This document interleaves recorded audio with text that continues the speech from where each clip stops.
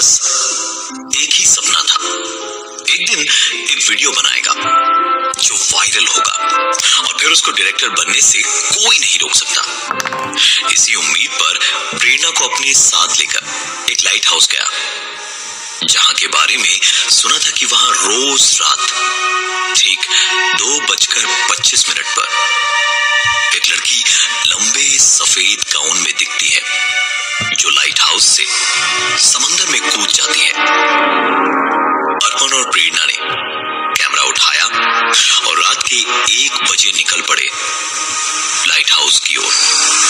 ठीक light house की सबसे ऊंची खिड़की पर पहुंचकर एक लकड़ी की चौड़ी बल्ली के पीछे से छुपकर पूरी रात बैठे रहे, कैमरा लगाए कि कुछ दिखेगा, अब कुछ दिखेगा, लेकिन कोई फायदा नहीं हुआ। अगली रात फिर वही हुआ, सारी रात बैठे रहे, लेकिन सिवाय झिंगुरों, समंदर की लहरों और तेज सरसराती हवाओं के कुछ ना तो दिखाई दिया और ना ही सुनाई दिया। हताश और पूरी तरह से निराश दोनों वापस होटल पहुंचे, जहां प्रेरणा के ही दिमाग से एक गजब की तरकीब निकली कि क्यों ना वो खुद उस लड़की की तरह के कपड़े पहनकर वहां से कूदे और अर्पण वीडियो शूट कर ले। और वैसे भी प्रेरणा को तैरना तो बहुत अच्छे से आता था, तो वो आराम से तैरकर किनारे तक भी आ जाती। तो तय प्लान के मुताबिक और वक्त के मुताबिक अर्पण बिल्कुल ठीक 1 घंटे पहले निकलकर बीच पर पहुंच गया और कैमरा सेट कर लिया। और बिल्कुल सही टाइम पर प्रेरणा भी उसे आती हुई दिखाई दी, तो उसने कैमरा का फोकस उसी पर डाला।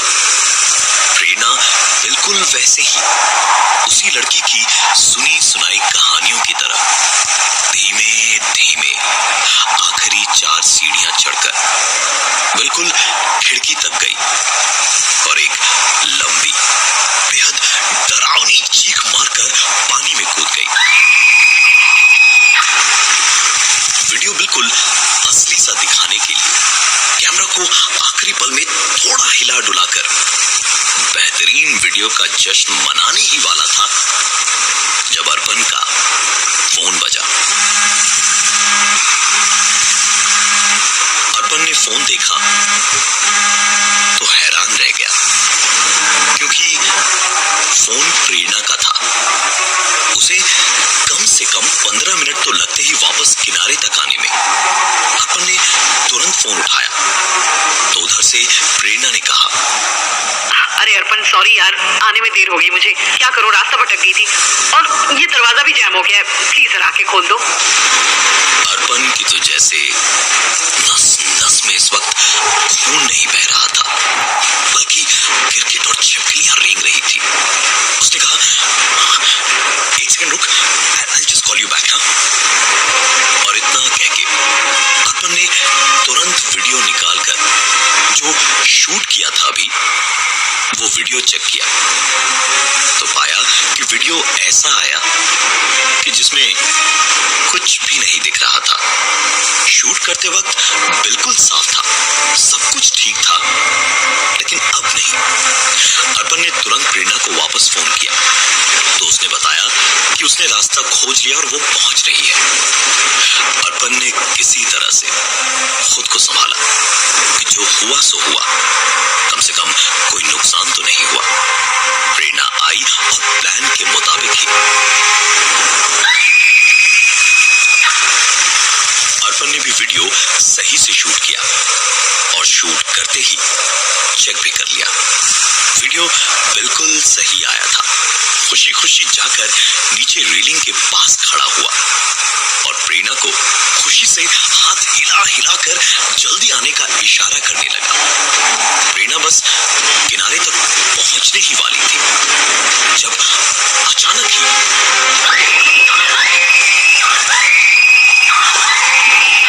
तकरीबन किनारे तक पहुंच चुकी प्रेरणा को किसी ने वापस समंदर में घसीट लिया और 5 ही मिनट में प्रेरणा की लाश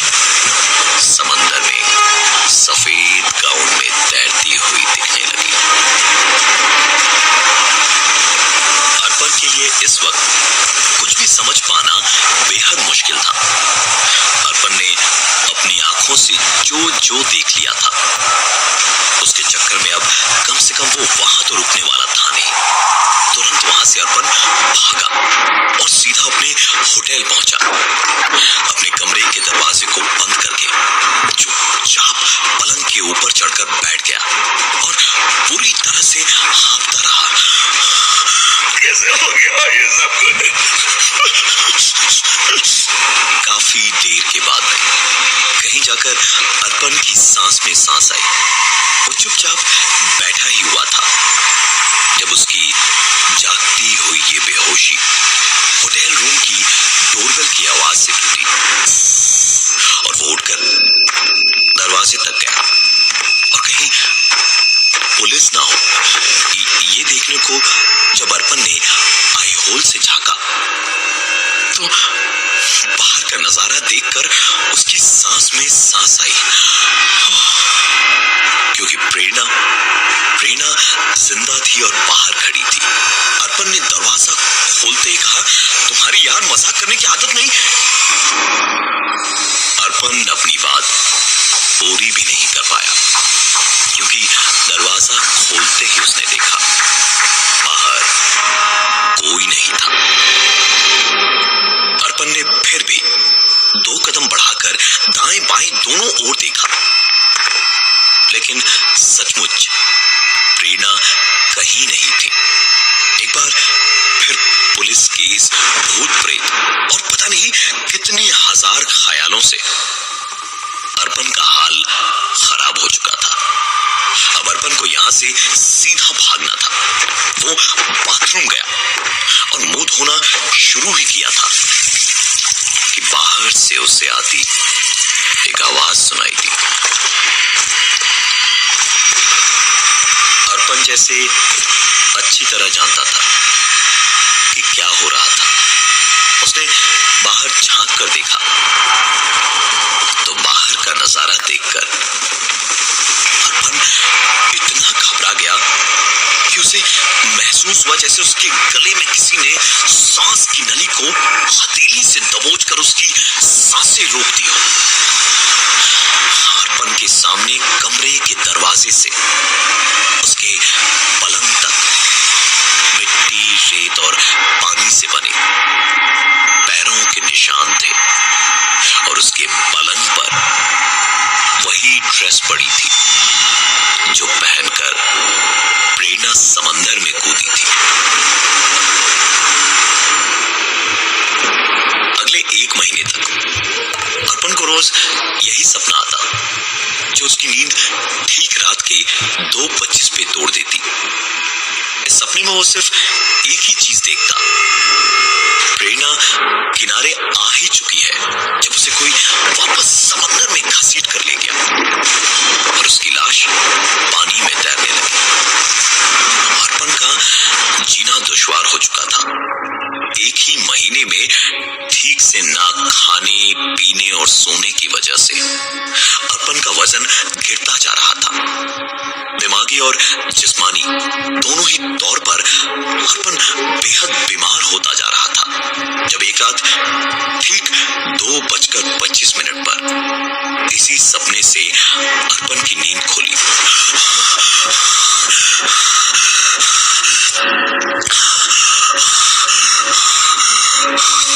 तो रोता हुआ अर्पण हाथ जोड़कर बोला, मैंने क्या किया है प्रेरणा? मैंने क्या बिगाड़ा है तुम्हारा? ये तो तुम्हारा ही आइडिया था कूदने का। मैं तो तुम्हें नुकसान नहीं पहुंचाना चाहता था। तुम मेरे साथ ऐसा क्यों कर रही हो? मेरे साथ ऐसा क्यों कर रही हो? क्यों आती हो मेरे सपने में हर रात? क्यों मुझे परेशान कर रही हो?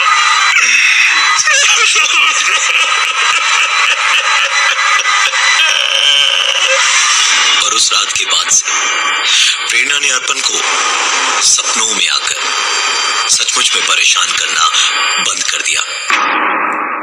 तकरीबन 15 से 20 दिन बीते होंगे।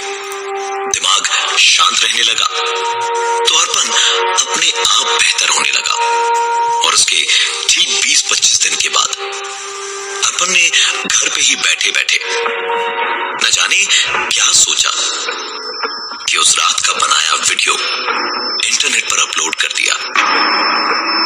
अर्पण बस मुश्किल से 2 मिनट के लिए बाथरूम तक गया था कि उसके फोन में प्रेरणा के हर सोशल नेटवर्किंग अकाउंट, उसके मोबाइल नंबर से मैसेजेस आने लगे और हर मैसेज, हर ईमेल में सिर्फ एक ही लाइन लिखी थी, अगर जीना चाहते हो तो उस वीडियो को तुरंत इंटरनेट से हमेशा हमेशा के लिए हटा दो। अर्पण ने मैसेजेस पढ़ते ही सारी की सारी साइट्स और आईडीज से लॉग आउट कर दिया और मोबाइल स्विच ऑफ कर दिया, लैपटॉप को शट डाउन किया और सारी खिड़कियां और दरवाजे बंद करके कुछ देर अपने कमरे में चला गया और लेटे लेटे पता नहीं कब उसे नींद आ गई। नींद में ही अर्पण को अचानक ही ठंड सी लगने लगी, उसका दम घुटने लगा, सांसें रुकने लगी और लगा जैसे वो डूब रहा है। और नींद में ही अर्पण ने देखा एक लड़की उसे पानी में घसीट रही है, डुबोना चाह रही है, उसे मारना चाह रही है। अर्पण पूरी जान लगा के भी खुद को बचा नहीं पा रहा था, लेकिन किस्मत में अगर जिंदगी लिखी हो तो मौत भी दरवाजे के बाहर खड़ी इंतजार करती है। अर्पण के साथ भी यही हुआ। उसकी नींद एक झटके से खुली और उसके बाद जिस हाल में उसने अपने आप को देखा, उसे देखकर अर्पण को ऐसा लगा जैसे उसके बदन में किसी बिजली के नंगे तार छुआ दिए गए हों, क्योंकि अर्पण लेटा तो अपने पलंग पर था, लेकिन इस वक्त वो बाथरूम में अपने बाथटब में था, पानी से भरा हुआ बाथटब जिसमें वो डूब रहा था। और उसने अपने कपड़े नहीं बल्कि वही ड्रेस पहन रखी थी जिसे पहनकर प्रेरणा की मौत हुई थी। पूरे बदन पर समंदर की रेत और मिट्टी लगी हुई थी। अर्पण इस वक्त हिल भी नहीं पा रहा था, सिर्फ हांफे जा रहा था। अर्पण ने किसी तरह अपने आप को संभाला और हड़बड़ाकर बाथटब से निकला और ड्रेस को उतार फेंका। इन सारी चीजों के बाद एक कोने में जाकर अर्पण किसी बेहद डरे हुए बच्चे की तरह घुटनों में चेहरा छुपाए बैठा हुआ था और चारों ओर चोर निगाहों से रह रहकर देखने लगा। इस वक्त अर्पण शायद एक पुतले को भी अपने सामने देख लेता तो उसको भी अपना जिगरी दोस्त बना लेता, क्योंकि इस वक्त वो खुद को बेहद अकेला महसूस कर रहा था। अर्पण बैठे बैठे ही दीवार की ओर घूमा और हवा में बातें करने लगा। प्रेरणा, मैंने तेरा क्या बिगाड़ा है रे? क्यों मेरे साथ ऐसा हो रहा है? मेरी गलती नहीं थी प्रेरणा, मैं तुमसे प्यार करता हूँ प्रेरणा, मुझे छोड़ दे, प्लीज मुझे छोड़ दे। इस तरह तो मैं हमेशा हमेशा के लिए पागल हो जाऊंगा। और अगर ऐसे ही ना तो मैं खुद को मार लूंगा प्रेरणा, मैं खुद को मार लूंगा। अर्पण का ये रोना देखकर पत्थर भी खून के आंसू रो देता, लेकिन अर्पण को इसका कुछ और ही जवाब एक आवाज ने दिया। मैं भी तो यही चाहता हूँ कि तुम मर जाओ। अर्पण ने जैसे ही ये आवाज सुनी, उसे अपनी आंखों के आगे अंधेरा सा छाता हुआ महसूस होने लगा। अर्पण धीमे धीमे बेहोश हो गया। सवेरे उसकी बेहोशी टूटी दरवाजे की घंटी की आवाज से। उठ के अर्पण ने दरवाजा खोला तो दूध वाला आया हुआ था, जो अर्पण को देखते ही पहले तो हंस पड़ा और बड़ी गंदी सी हंसी थी उसकी, जैसे अर्पण कोई बेहद घटिया इंसान हो। अर्पण ने उस पर ध्यान नहीं दिया और चुपचाप दूध लेकर अंदर आ गया। डर तो अब जैसे अर्पण की जिंदगी का ऐसा हिस्सा था जिससे वो बच ही नहीं सकता था। अर्पण को दिन में करीबन 3 बजे एक मीटिंग के लिए जाना था। वहां अगर काम मिल जाता तो अर्पण असिस्टेंट डायरेक्टर बन जाता। नहाकर अर्पण ने कपड़े बदले और सीधा निकल पड़ा मीटिंग के लिए मॉल के कॉफी शॉप की ओर। मॉल बहुत ज्यादा दूर नहीं था, इसलिए पैदल ही निकल पड़ा। रास्ते में एक दो लोगों ने उसे देखकर वैसी ही दूध वाले जैसी हंसी हंसती, तो उनको देखते देखते अर्पण ने उन्हें पागल समझकर मुंह फेर लिया और अपनी ही धुन में चलता रहा। एक लड़का सामने से ही आ रहा था, जिसके चेहरे पर एक अजीब सी हंसी थी।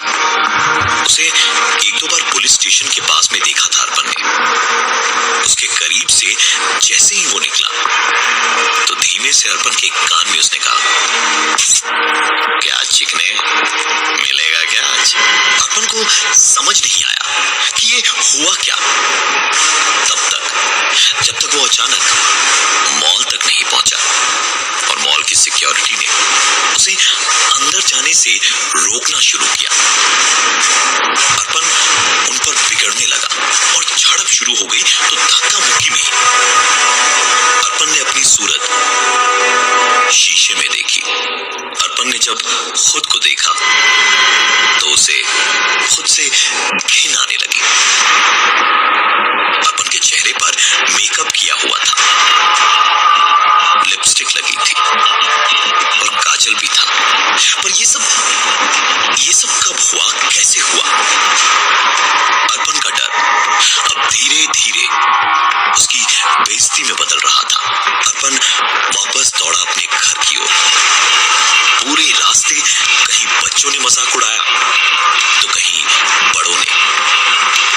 अर्पण का दिल खुदकुशी करने का हो रहा था, लेकिन इसके लिए भी जरूरी हिम्मत नहीं थी उसमें।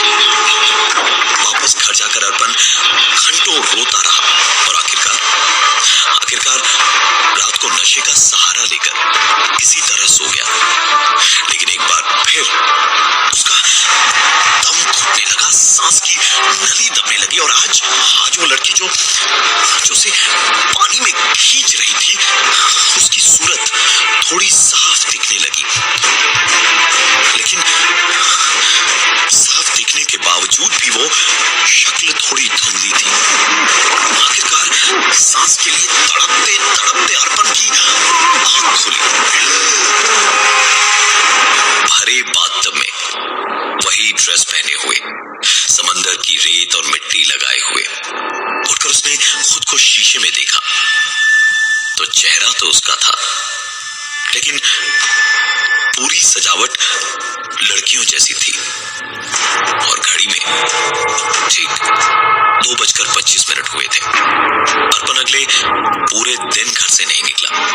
दूध वाले से उसने दूध बाहर ही रखवा दिया और उसके जाने के बाद उठाया।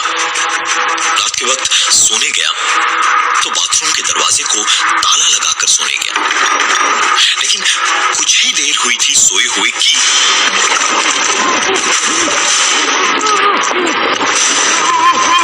नींद एक बार फिर से बाथटब में खुली। लेकिन एक अजीब बात थी आज।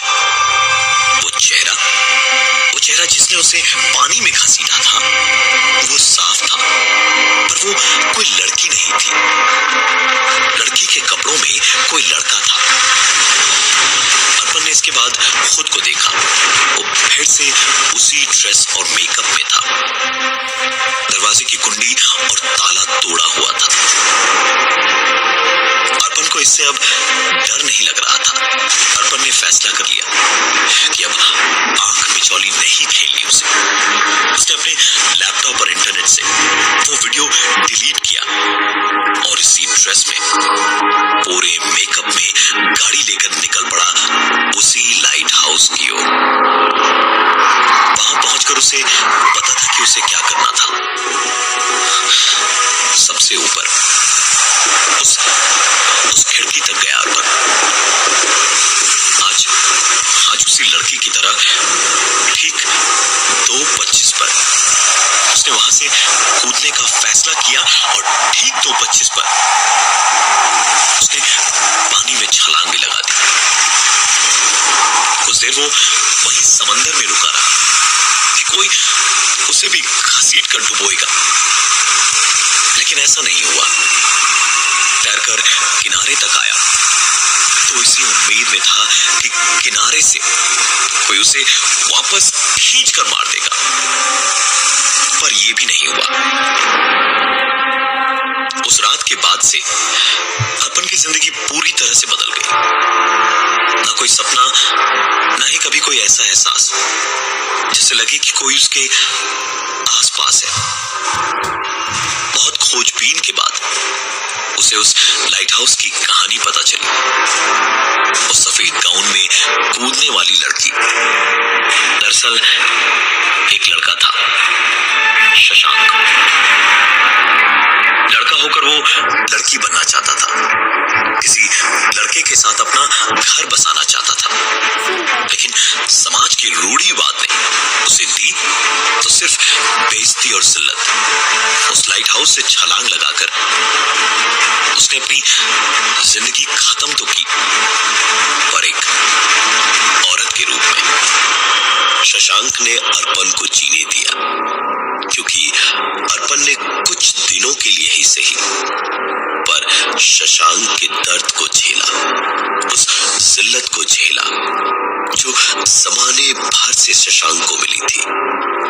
वो भी इसलिए क्योंकि वो लड़का था और बनना लड़की चाहता था। वक्त रहते अर्पण को भी अपनी गलती का एहसास हो चुका था और उसने वो वीडियो डिलीट कर दिया था, लेकिन अर्पण आज भी रात को